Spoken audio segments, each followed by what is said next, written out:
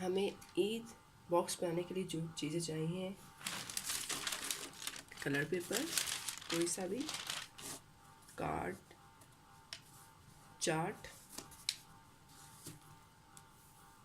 Scale, solution tape transparent वाली, गम, pen, कैंची।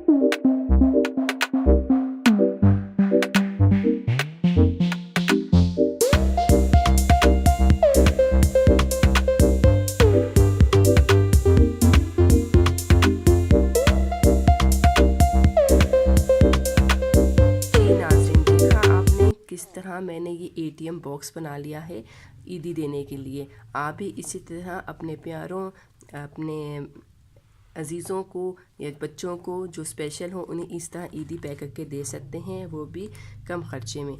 इसको आप पुल करते जाएंगे, ईदी निकलती जाएगी। जिसको आपने ईदी दी होगी उसका दिल बड़ा होता जाएगा। यकीन करें, ये बहुत अमेजिंग बॉक्स बना है, आपको ज़रूर पसंद आया होगा। इसके अलावा भी आप कुछ सीखना चाहते हैं तो मुझे कमेंट्स बॉक्स में बता दीजिएगा, मैं आपको ज़रूर सिखाऊंगी। और मेरी इस वीडियो को लाइक करना बिल्कुल मत भूलिएगा। आप लाइक करते हैं तो ही मेरी हौसला अफजाई होती है।